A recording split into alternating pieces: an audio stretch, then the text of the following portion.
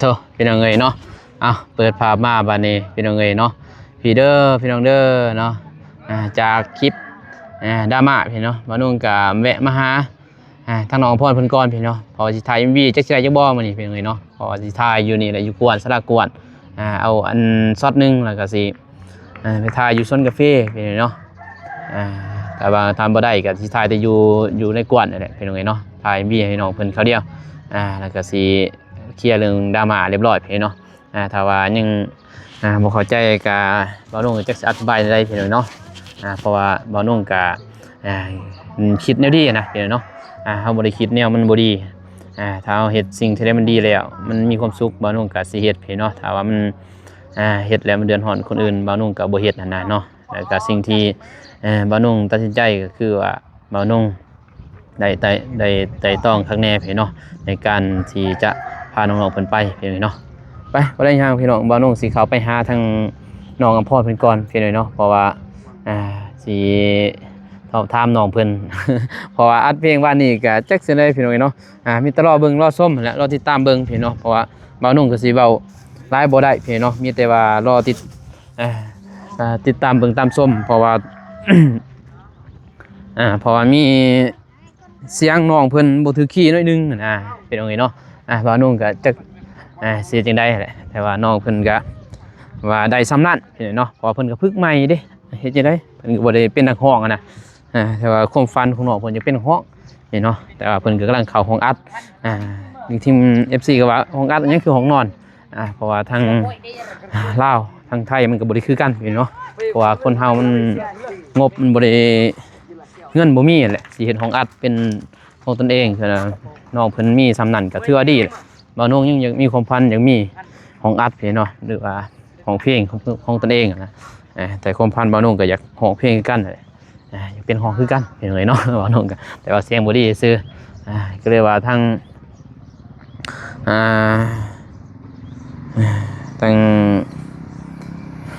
บ่น้องก็พาน้องเพิ่นไปพี่น้องเนาะพี่น้องเนาะกราบทักทายสบายดีตอนนี้อยู่อภรแล้วพี่น้องเนาะกราบทักทายสบายดีสวัสดีเด้อพ่อแม่พี่น้องเมื่อสุขสุขคนพี่น้องกันยินดีต้อนรับเข้าสู่สองบ่นุ่งคือเก่าคือเดิมพ่อพี่น้องเนาะเข้ามาหาน้องเพิ่นก่อนน้ำพรอยู่เฮือนบ่ เห็นยัง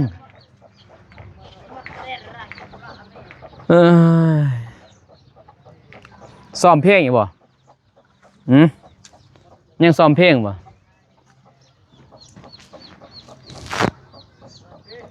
คือว่าซ้อมเพลงไว้คือสิได้นะไปห้องก็มีไผพาไปเด้โดยสบายดีว่าสิอัด MV อยู่นี่บ่ใส่ชุดตัวนี้แหละเนาะใส่เสื้อตัวนี้เลยบ่บ่มีเสื้อน่ะจังน้อยจังอัดมาถามก่อนได้เบิ่งบ่คลิปขึ้นนี่ได้เบิ่งอยู่บ่คลิปห้องเพลงอันนี้จะได้เบิ่งอยู่บ่คิดอ่านเบิ่งอยู่จะไปอ่านคอมเมนต์บ่ เป็นจังได๋ดราม่าบ่จักสิว่าเนาะเฮาก็เฮ็ดตามนั้นเนาะเฮาก็บ่ได้ว่าหยังแม่นบ่พอเพื่อนตอนนั้นก็เพื่อนพี่น้องน้องบ้องหั่นนะเฮาก็บ่ได้ว่าหยังพี่เนาะแต่ว่า FC เพิ่นก็บ่เข้าใจก็บ่ติไผเนาะเพราะมันก็งามบ่ก็ห้องอัดมันมีบ่เดียวนี่แม่นบ่สิไปอัดอยู่ไสคั่นบ่สิไปอัดอยู่บนห้องอัดดูๆก็เฮาก็บ่มีเงินนี่แม่นบ่อันนี้ก็บุญแล้วพอเพิ่น พอเพิ่นสนับสนุนน้องเพิ่นนั่นเพราะความฝันของน้องน่ะอยากเป็นนักร้องเว้ยเอาน้องก็พาไปแต่ว่าห้องอัดเบาปอมเพิ่นก็เป็นห้องอัดบนห้องนอนเลยแล้วเพิ่นว่าบ่มีคุณภาพมีบ่มีเฮาก็บ่ฮู้เนาะเพราะเฮาก็บ่เคยมีห้องสตูดิโอเป็นเพิ่นว่าคือห้องนอนเลยพาน้องเข้าไปคันพาไปลายก็ผู้ที่เต็มห้องแม่นบ่อันนี้ก็ซ้ำนี่เฮาก็คือว่าเฮานับถือน้องนุ่งเป็นน้องนุ่งนะเพิ่นว่านุ่งก็ถือว่าเชื่อในตัวเองแหละว่าว่าเฮาคิดว่า น้องนุ่งนั่นแหละพี่น้องเอ้ยเนาะก็เฮาบ่คิดดอกว่าสิเป็นจังไดเนาะแต่ว่า FC เพิ่นก็บ่หลายดอกเนาะคนเว้าให้แต่คนผู้นี้2คน3คนนั่นแหละนำแต่ยาวเลยขลาด 4-5 คอมเมนต์แต่ว่าผู้เดียวไปเบิ่งคือกันไปพอกันเนี่ย ไปเบิ่งบ่คือจะได้จ้ะพาน้องเฮาพาน้องบองไปสิคือจังได๋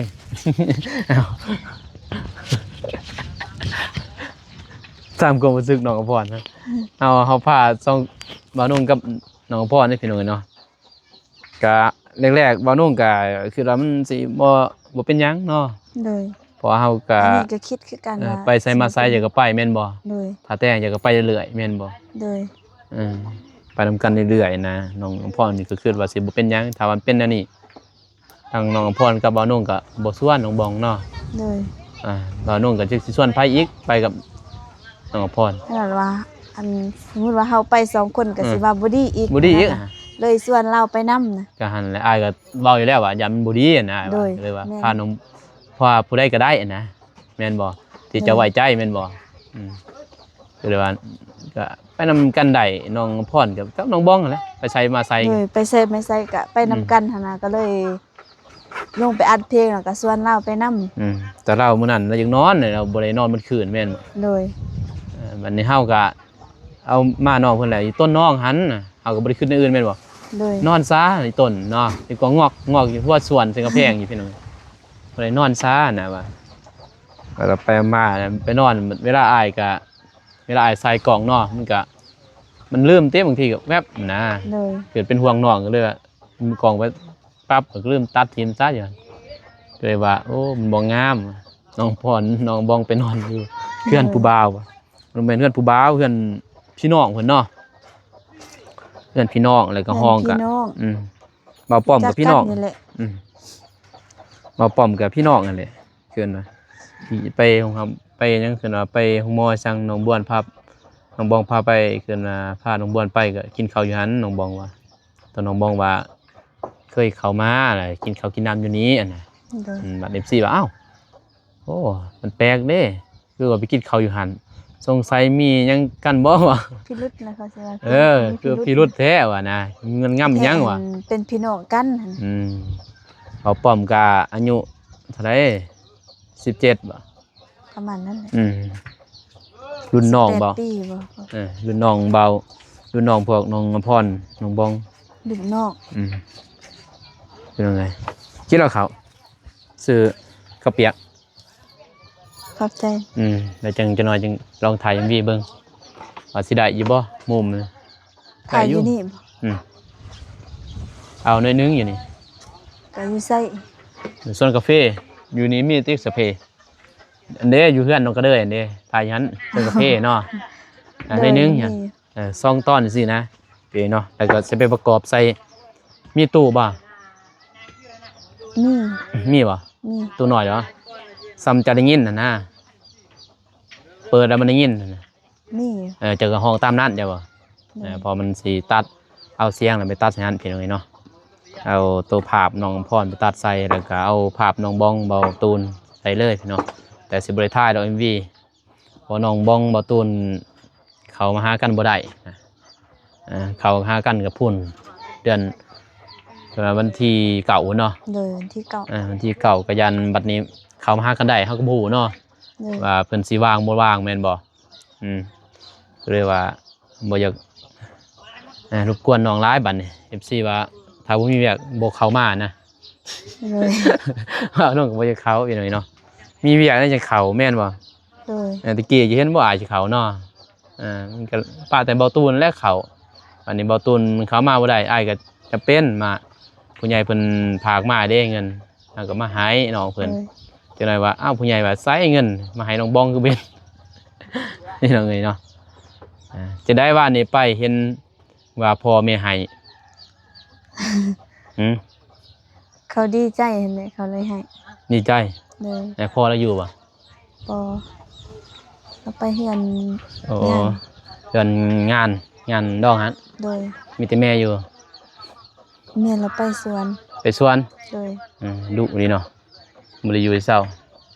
คันบ่สิถามความรู้สึกเพิ่นเป็นหยังคือไหนะอ่าบ่เคยเห็นบ่น้องพรก้มกราบแต่เกิดมาเด้เคยเฮ็ดบ่แม่น บ่เคยน่าจะแม่นอันตัวน้องบ่เคยกราบหั่นแหละเราเลยดีใจนะแบบขอขมา โดยพ่อ ยังเคยเนาะ บ่ทันเคย อืมเพราะว่าอืมบ่เคยนะพี่น้องเนาะเพอชนเผ่าเนาะ โดย ชนเผ่ากระตูหรือว่าชนเผ่าอื่นเรียกว่าชนเผ่านะเขาบ่เคยเฮ็ดนี่เนาะการขอขมาพ่อแม่หรือว่าขอพร โดย ยังบ่ทันเคยเนาะบัดนี้ลูกมาเฮ็ดแบบนั้นมันก็อัดอั้นใจเด้ โดย มันบ่เคยเห็นนะพี่น้องเนาะว่าลูกเกินว่าแม่นอยู่เฮาฮักพ่อแม่แต่เฮาบ่ได้แสดงออกเนาะ โดย มันก็บ่ฮู้นะบัดนี้เพิ่นมาเห็นน้องพ่นกราบตีนพ่อตีนแม่แม่นบ่ โดย เพิ่นก็เลยให้พี่น้อง พอเว้าน้องบอกเพิ่นว่าน้องพ่นเอ้ยก่อนสิเข้าไปอัดเพลงขอพรขอนั่นพรนำพ่อนำแม่เด้อว่าให้เฮ็ดนะแต่หันยังตื่นเต้นนะ โดย เลยเนาะแต่ว่ามันสิออกมาดีสำใดก็น้องกับเพิ่นก็สุดความสามารถเพิ่นเลยแม่นบ่ โดย เพราะว่าเฮาก็บ่เคยเข้าห้องอัดเด้แม่นบ่ แม่นบ่เคย ถือว่าเบาป้อมมันก็ถือว่าเพิ่นซัพพอร์ตข้างแน่แล้วเพิ่นก็บอกแบบนั้นแบบนี้แม่นบ่ ก็แม่น แต่ว่าถ้าว่ามีห้องอัดแบบห้องอัดใหญ่ๆนี่คือสิคักแม่นบ่แบบน้องแล้วเขาไปอยู่คนเดียวแม่นนี่เนาะแล้วเฮาใส่ไม้เอานะใส่บอกว่าห้องนะมันคือสิอิหยังคือว่ามันสิคือสิมีสมาธิหลายขึ้นแม่นบ่ โดย บัดนี้สิปะน้องพรอยู่คนเดียวจนมันสิว่าอีกแม่นบ่บ่น้องกับน้องบองออกไปอยู่นอกเนาะ แล้วนั่นก็ให้สิว่าอีก สิว่าอีกบัดนี้น้องเนาะเพราะว่าบ่าวน้องอยู่กับน้องบองอยู่บัดนี้น้องพรเพิ่นก็สิกดดันนิดนึงแม่นบ่ในการเข้าห้องแล้วก็เกินว่าผู้อัดก็สิอยู่ไกลเลยเด้มันก็สิกดดันนั่นน่ะถึงแท้มันต้องมีห้องอัดห้องนึงน่ะแต่เฮาบ่มีเงินติแม่นบ่ แม่น สิไปเข้าห้องอัดอยู่ปากเซ่พุ่นห้องใหญ่อันห้องใหญ่เยอะพุ่นอยู่วันหนึงแม่นบ่ โดย เจ้าเข้าไปในพุ่นแล้วจ้ะเข้าไปหันบ่ได้ยินเสียงหยังดอก โดย ได้ยินแต่เสียงเจ้านั่นแหละเข้าไปหันปุ๊บแล้วเขาก็อัดตู้พี่น้องมันเก็บเสียงเด้อันนี้สิบ่ได้เก็บเสียงปานใดน่ะแต่เพิ่นเฮ็ดเพลงก็เห็นหลายๆเพลงก็ยังดังนะเพิ่นก็เฮ็ดเพลงยังดังอยู่เด้ โดย เพลงโตลาบเด้อยังดังหั่นนะเพิ่นเฮ็ดแล้วเพิ่นก็ส่งให้เขาเพิ่นขายให้เขานี่ก็สร้างว่าขายพี่เนาะขายเนาะให้น้องอภรนะตอนนี้ก็เป็นลิขสิทธิ์น้องเลยแต่ว่าเบาปอมเพิ่นกำลังมิกเสียงตอนนี้เพราะว่า FC เพิ่นก็ส่งมาเพิ่นว่าให้ไปห้องไม้เพิ่น น้องอภรบ่ไหวเด้อเนาะสิไปกับไผบัดอันสิไปห้องไม้ บ่ฮู้แล้ ทำบ่ถ่ายคลิปอีกบ่ได้เด้อว่าเอ้าอีหยังพอนี่ แต่มันก็ได้อยู่มันทอนตะบี้ซื่อๆนะทอนการก็ไปได้หมดแล้ว โดย ว่าทอนตะบิดนั่นมันสิลงๆแน่เพียงนะใส่เสียงสูงเด้เนาะถือขี้สูงนั่นจะบ่มันถึงขี้ต่ำเนาะ โดย แต่ตอนนี้ได้บ่ลองห้องเบิ่งเอาแต่ตะบิด อย่างก็คือเก่าหั่นแหละ จะสอบบ่ตอนเช้าอิหยังอ่ะ บ่ได้สอบแต่ว่ายินละวานสอบอีกบ่มาอัดใหม่อีก มันจะลองห้องเบิ่งอะนะตามคีย์น่ะได้บ่ จะได้ ตามอิดลองเบิ่งบางทีบ่ปลอมก็เพิ่นก็เบิ่งอยู่แหละจะส่งไปให้บ่เสียงตอนเช้าอะ บ่ ลองห้องเบิ่งตามอิด เสียงสูงบ่หรือว่าเสียงต่ำอันนี้ก็ได้ เสียงบ่เสียงมันสิตามแบบมันห้องอยู่ในหูคอนะแต่น้องห้องมันก็ได้แล้วอันน่ะแต่มันเพี้ยนบนกะส่วนกาแฟซื่อส่วนกาแฟหน่อยนึงนั่นแต่ก็ได้แหละเพราะว่ามันเวลาเฮามิกมันก็สิม่วนเห็นเนาะแต่ว่ามันม่วนบ่คือม่วนแบบธรรมชาติเฮาแม่นบ่เสียงเฮาห้องม่วนแล้วบัดนี้เฮาไปมิกแฮงม่วนใช่บ่มิกแฮงม่วนเลยเป็นจังไดเนาะแต่ว่า พบที่สวนกาแฟตอนนั้นบ่ นะ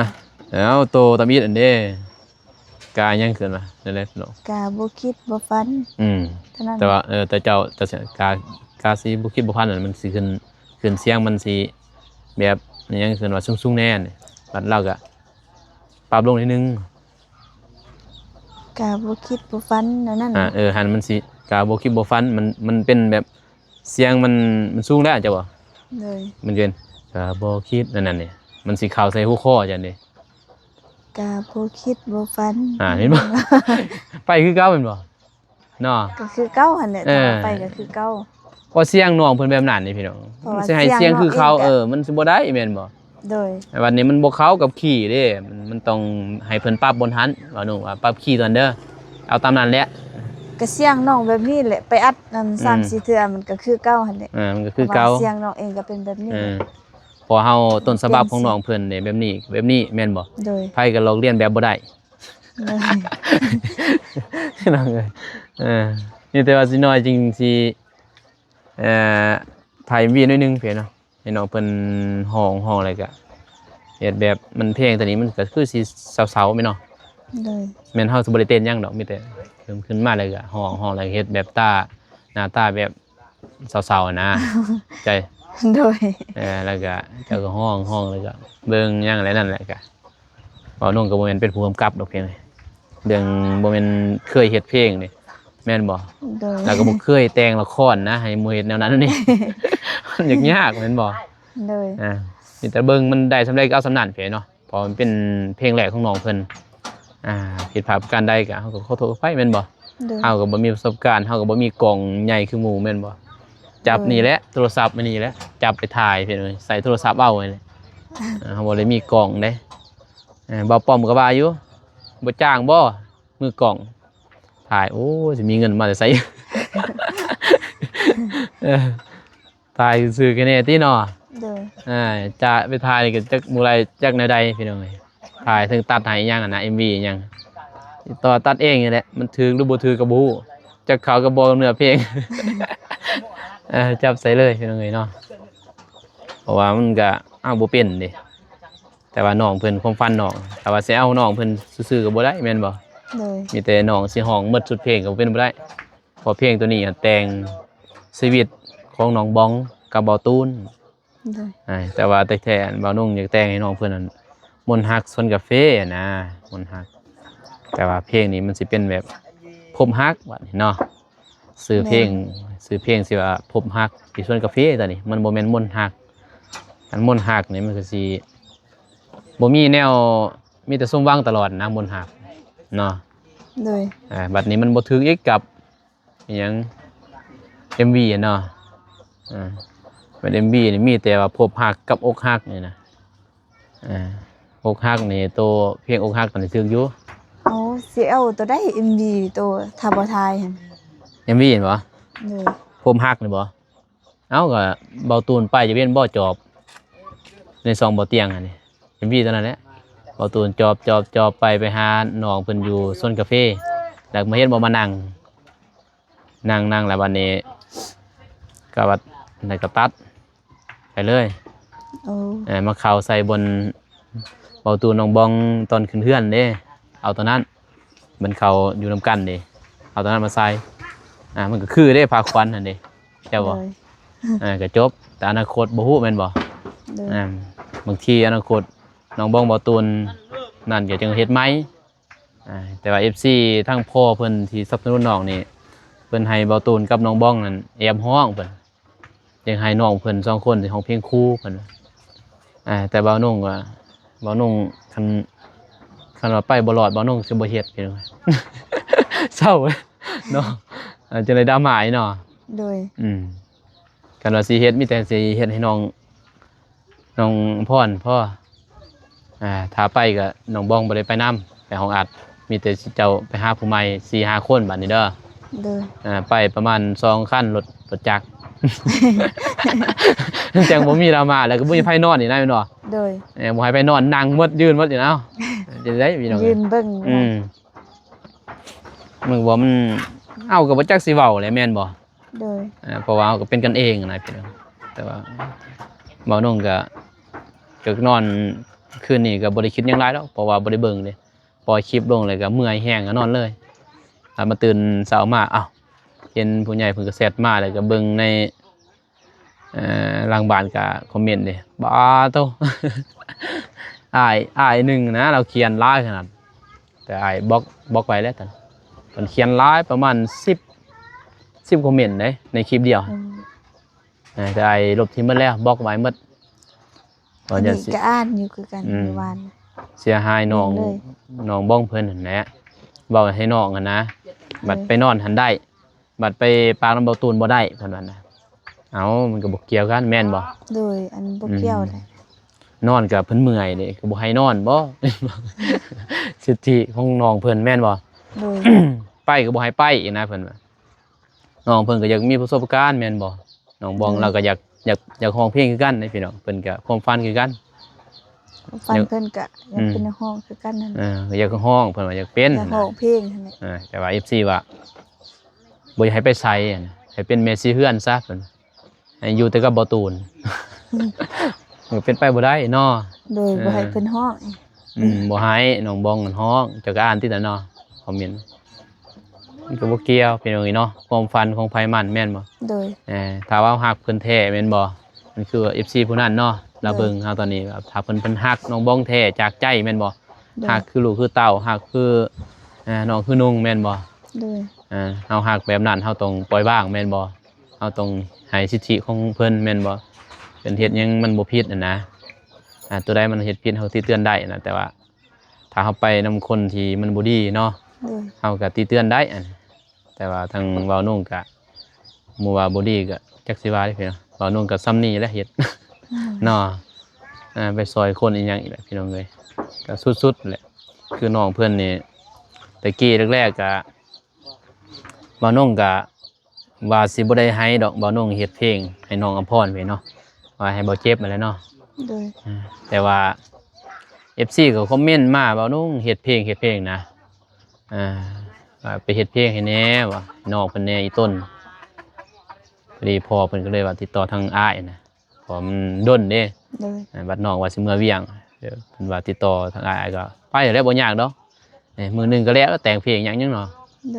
มื้อสองก็เยียบหอมมันยังแหละแต่น้องอภรเพิ่นซ้อม2มื้อเนาะ3มื้อซ้อมเลยว่ามันสาแน่กันบอกก็อาทิตย์นึงเองเนาะ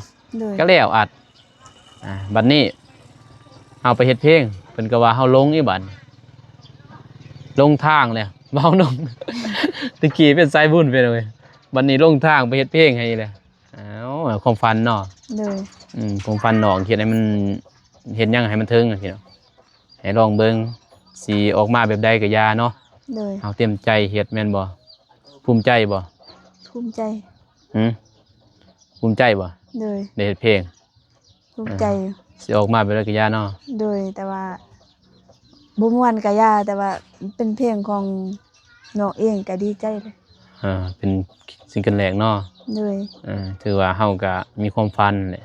เป็นความฝันแต่น้อยแม่นบ่อยากเป็นนักร้องเนาะแต่ว่าบ่มีไผสนับสนุนน่ะนะคือพ่อแม่ก็คือเพิ่นเห็นแล้วเพิ่นจนไห้เนาะเพิ่นเห็นผู้ใหญ่เพิ่นสนับสนุนแบบนี้เพิ่นก็จนไห้แหละเนาะดีใจนำลูกเพิ่นดีใจแล้วเพิ่นให้น้องเองก็ให้คือกันไผสิบ่ให้แต่กี้ความฝันไผก็ว่าได้เป็นนักร้องแม่นบ่ผู้ใดเป็นนักร้องก็ได้ไปห้องอัดนี่นะพี่น้องเอ้ยแต่กี้บ่นุ่งได้โทรศัพท์นี่ห้องใส่โทรศัพท์นี่ก็มีได้แฮงดีใจแม่นบ่ได้ฟังเสียงเองแต่กี้นะเดี๋ยวนี้แฮงมีคนสนับสนุนนี่ก็แฮงดีใจแล้วน้องเพิ่นได้ออกเลยก็เฮ็ดเองมันก็บ่คือคนหูจักหลายแม่นบ่คือว่าน้องนี่ถ้าบ่น้องก็ตัดสินใจบ่ได้ตอนนี้ว่าจะเอาลงซองใดพี่เนาะแต่ติดต่อทางบ่เตียงเบิ่งก่อนแต่ว่าทางผู้ใหญ่เพิ่นก็ให้ลงทาง2บ่น้องเพิ่นว่าก็บ่อยากรบกวนบ่เตียงนะเพราะบ่เตียงเพิ่นก็มีเวียกหลายเด้จักเพิ่นสิลงมาจักบ่ยังเพิ่นฮู้ตอนนี้เนาะบ่น้องสิจะถามตะแลงเบิ่งญาติเพิ่นก็บ่มีเวลาสิตอบเพิ่นเวียกหลายกันจังซั่นแล้วมีแต่ไปกินข้าวกินน้ำกันเด้อแล้วอาจจะถ่ายอยู่นั้นยินบ่เขาเดี๋ยวลงมาถ่ายประมาณ5นาทีอย่างนี้แล้วพุ่นก็5นาทีเพราะว่าบ่าวนุ่งบ่ได้ถ่ายให้พ่อแม่พี่น้องเบิ่งเด้อตอนถ่าย MV เพราะมีโทรศัพท์หน่อยเดียวเนาะจักสิถ่ายน้องจักสิถ่าย MV พี่เนาะโทรศัพท์หน่อยเดียวนี่แหละ แล้วก็ถ้ามันลองเบิ่งว่ามันสิได้บ่มันสิเข้าบ่กับเนื้อเพลงเนาะ โดย ถือตู้นำเด้อ โดย แต่เพลงตัวนี้มันเพิ่นบ่ทรงมาแบบเพิ่นอัดในนี่นะอัดแบบนี้มันสิหุ้มแม่นบ่ โดย คันเพิ่นทรงมาเป็นหยังเป็นเนื้อเลยอยู่ในหั่นมันสิแห้งเสียงสิเพราะนี่บูมๆเด้มดังจังสิเป็นจังไดเนาะ สิเปิดแต่ใดโตส่งตอนเช้าหั่นบ่ สิได้อยู่บ่เพราะยังทันมิกเด้แต่ว่าถ้ามิกมาแล้วก็อย่ามันบ่ทันอีกแหมเนาะ โดย เฮาบ่ฮู้พี่น้องว่าจักวันที่14จักวันที่หยังเฮาบ่ฮู้นะตอนนี้ เพราะว่าเร่งคือกันตอนนี้ ยันเฮาบ่ฮู้ว่าสิมีหยังเกิดขึ้นเนาะ โดย แต่ต้องได้มีอยู่แล้วเป็นจังไดเนาะโอ้เปิดมาเลยในรก MV บ่ยากหรอกเนาะไปกินข้าวกันเด้อ โดยขอบใจ มาโดยมาไม่พอเปิดเสียงเพลงเลยพี่น้องบ่ได้ถ่ายดอกบัดนี้จะถ่าย MV ได้อยู่เนาะเพราะว่ามันใส่แต่เสียงใส่แต่หูพากซื่อพี่น้อยเนาะคลิปนี้บ่าวนุ่งก็มาหาน้องเพิ่นแล้วก็มาเคลียร์ประเด็นนั่นแหละแล้วก็ให้น้องเพิ่นถ่าย MV อยู่นี่ก่อนพี่น้องนี่แหละปวดพี่เนาะกับสุดสุนเผากับรอเบิ่งรอส้มพี่เนาะพูดและในบ่าวนุ่งปล่อยเพลงพี่น้องเนาะจะพาเป็นกำลังใจให้น้องอภรณ์ได้ด้วยพี่น้องเด้อเป็นซิงเกิลแรกพี่เนาะบ่าวนุ่งเฮ็ดให้น้องเพิ่นเต็มที่พี่เนาะบ่าวนุ่งก็เฮ็ดเต็มที่แหละบ่าวนุ่งก็บ่เคยเฮ็ดเพลงให้ไผพี่น้องเนาะถ่าย MV ให้ไผพี่เนาะแล้วที่ถ่าย MV ให้น้องเพิ่นแล้วก็จังว่ากันพี่น้องเนาะเอาคลิปนี้บ่าวนุ่งก็ขอบใจทางผู้ใหญ่ใจบุญทุกท่านและ FC ทุกท่านที่เข้ามาติดตามรับชมพี่เนาะคลิปบ่าวนุ่งก็ขอให้ FC ทุกท่านและผู้ใหญ่ใจบุญทุกท่านอยู่ดีมีแฮงหมดสุขสุขคนเด้อพี่น้องเด้อพบกันในคลิปหน้าคลิปนี้ขอกล่าวคำว่าสบายดีพี่เนาะไปบ๊ายบาย